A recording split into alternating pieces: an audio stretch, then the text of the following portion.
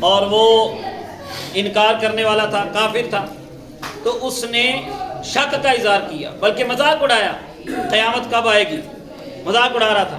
اب قرآن کا حسین انداز دیکھیے جواب۔ سبحان اللہ کے آواز آ رہی ہے؟ لو جی آواز آ رہی ہے سب کو؟ دیکھیں آخری بات ہے اور میں اس کو مکمل کرنے لگا ہوں۔ دیکھیں اللہ تبارک و تعالیٰ فرمایا لا، میں صرف ترجمہ کروں گا، آپ نے متوجہ ہونا ہے۔ لا اقسم بیوم القیامہ، مجھے قیامت کے دن کی قسم ہے، ولا اقسم بالنفس اللوامہ، مجھے اس جان کی قسم ہے جو اپنی ملامت کرتی ہے، یعنی اگرچہ وہ نیک ہوتے ہیں لیکن پھر بھی اپنے اعمال پہ اپنی ملامت کر رہے ہوتے ہیں۔ فرمایا مجھے ان کی قسم ہے، ایحسب الانسان ان لن نجمع عظامہ، کیا یہ انسان سمجھتا ہے کہ ہم ہڈیوں کو جمع نہیں کر سکیں گے؟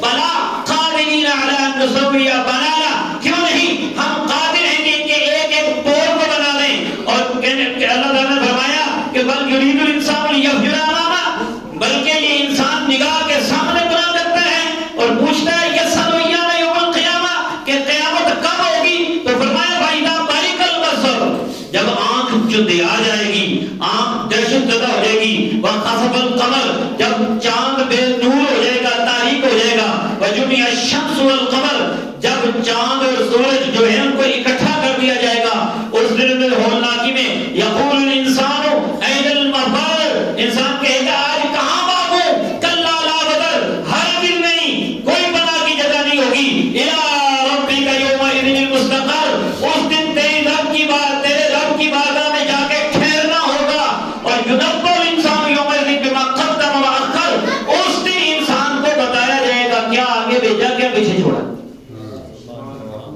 پھر کیا ہوگا؟ فرمایا بتایا جائے گا، اور بلکہ بتانے کی ویسے ضرورت نہیں، بل الانسان علی نفسہ بصیرہ، انسان کو خود پتہ ہے کہ وہ کیا کرتا ہے، وہ اپنی جان پہ خود گواہ ہے۔ وَلَوْ أَلْقَىٰ مَعَاذِيرًا، اب اگرچہ جتنی چاہے معذرتیں کرتا رہے اس کی معذرت قبول نہیں ہوگی۔ اللہ تعالیٰ